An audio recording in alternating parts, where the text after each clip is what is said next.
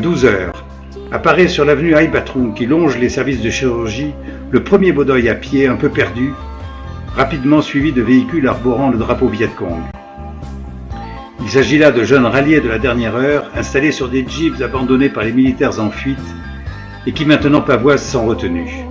Ngân bước qua cầu, tình đã nghẹn ngào, còn gì nữa đâu mà chờ đón nhau suốt đêm thâu lạnh lẽo, ngóng trông nhau bạc đầu.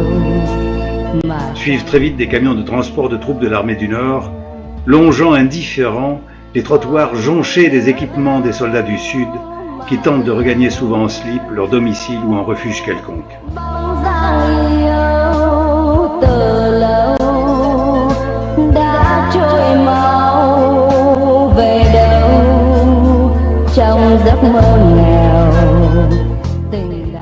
Des engins blindés sont en train de se mettre en position devant le palais.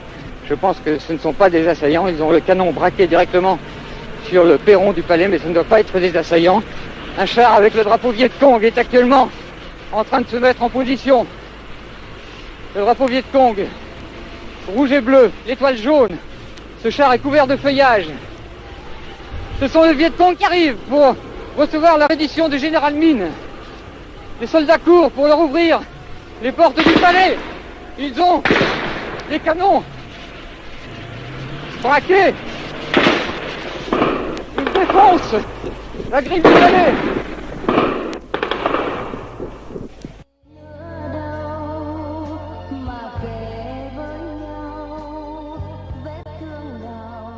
Ici, la voix du Vietnam émettant de Hanoï, capitale de la République démocratique du Vietnam. La ville de Saigon, qui porte le glorieux nom de Ho Chi Minh, a été totalement libérée. Nous répétons, la campagne Ho Chi Minh a remporté la victoire totale. La ville de Saigon a été totalement libérée.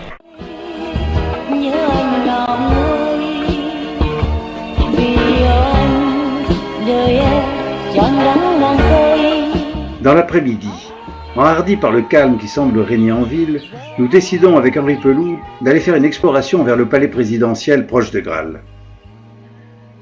Nous découvrons là une foule de badauds visiblement rassurés par un investissement en douceur, au moins pour les quartiers du centre, qui viennent en curieux observer leur nouveau maître et même engager des conversations avec les ennemis redoutés d'hier.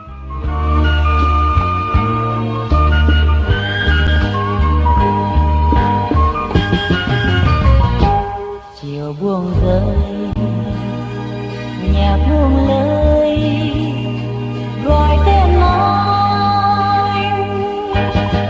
anh ở nơi nào. Nous longeons des colonnes de chars T-54 dont certains sont encore recouverts de feuillage et des automitrailleuses qui prennent position autour du palais.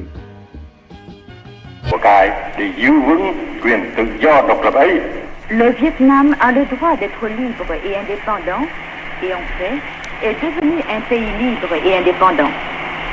Tout le peuple du Vietnam est décidé à mobiliser toutes ses forces spirituelles et matérielles, à sacrifier sa vie et ses biens pour garder son droit à la liberté et à l'indépendance.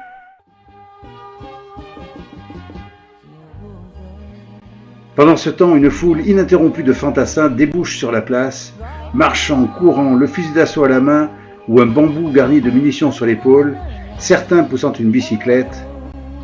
Ce sont bien là les surprenants vainqueurs de l'armée suréquipée du Sud qui s'installent au cœur de Saigon après 30 ans de lutte.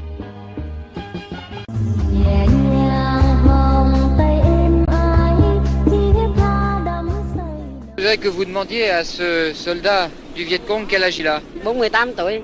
48 ans. Ça fait combien de temps qu'il fait la guerre dans les rangs du Viet Cong? Hơn 10 năm rồi. Plus de 10 ans. Et qu'est-ce qu'il pense aujourd'hui alors qu'il est arrivé à Saigon en triomphateur? Riêng cá nhân tôi rất là phấn khởi. Il dit que personnellement, il est très heureux d'être là pour chasser les impérialistes et puis pour sauver la patrie. Tout le peuple du Vietnam est décidé à mobiliser toutes ses forces spirituelles et matérielles, a sacrifié sa vie et ses biens pour garder son droit à la liberté et à l'indépendance.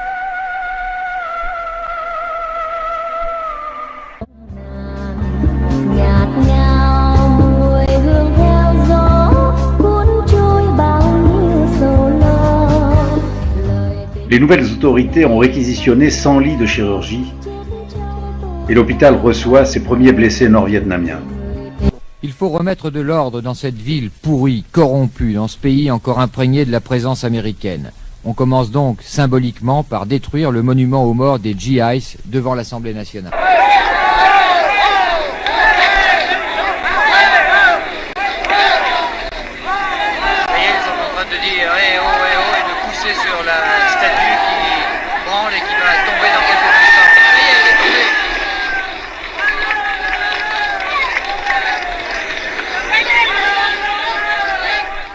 Ils applaudissent, ils montent dessus, ils brandissent des drapeaux, tout cela dans la poussière de cette... Sur ordre du comité de la ville, nous devons arborer les pavillons du Nord-Vietnam et du Viet Cong. Ce dernier disparaîtra bientôt, et avec lui le GRP qui devra s'effacer devant l'hégémonie du Nord. Encore une illusion envolée. Nous recevons aussi l'ordre de placer en évidence dans nos intérieurs le portrait de Ho Chi Minh.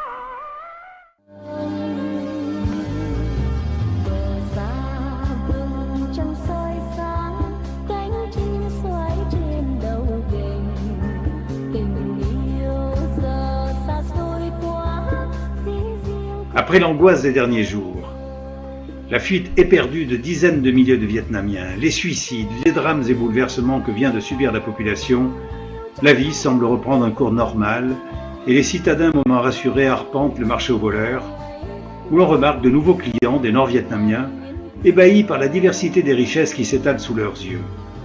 Ils découvrent pour la première fois les produits d'une civilisation qu'ils étaient venus délivrer de l'obscurantisme. Nos marchands paraissent s'amuser de leur naïveté et tentent de leur céder au prix fort leurs articles de base, lunettes, montres, postes de radio. Les chaînes quadriphoniques, folie de ces dernières années, ne trouvent maintenant plus preneur.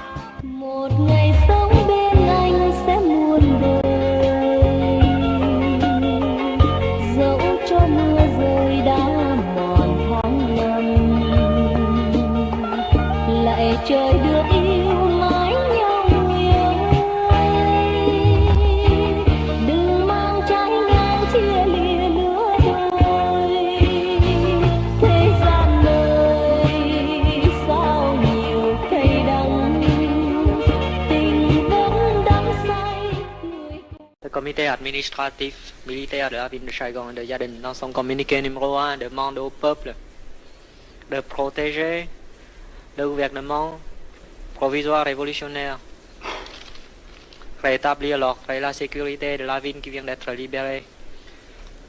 La vie et les biens du peuple doivent être protégés.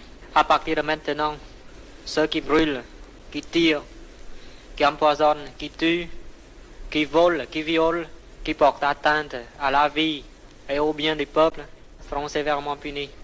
Les bordels, les dancing, les fumeries et la culture des cadentes américaines seront interdites. Communiqué numéro 2. Dans les 7 jours qui viennent, tout le monde doit remettre les armes, les explosifs. Et la population civile doit indiquer au gouvernement où se trouvent les stocks de munitions, d'explosifs, s'ils le savent, et dénoncer ceux qui essaient de cacher des explosifs et des armes.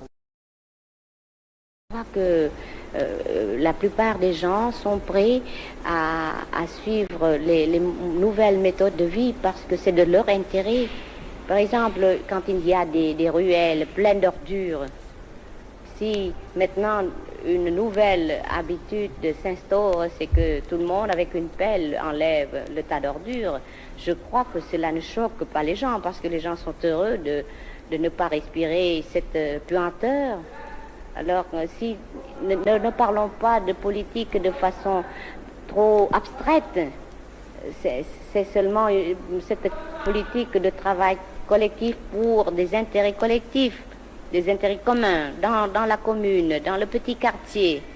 Ce sont des actions, vous sauriez peut-être si on crie des slogans de socialisme, alors les gens n'y comprennent rien et c'est inutile de le faire. Par contre, nettoyer l'état d'ordures, participer à l'enlèvement des ordures, c'est du socialisme. Ce sera pour la santé de nos enfants dans le quartier. Alors les gens le font et ceux qui ne font pas, nous pensons que peut-être peu à peu ils auront honte de ce qu'ils n'ont pas donné leur contribution. Et ils réfléchiront sur cela et les gens peut-être ils seront mal vus contribution.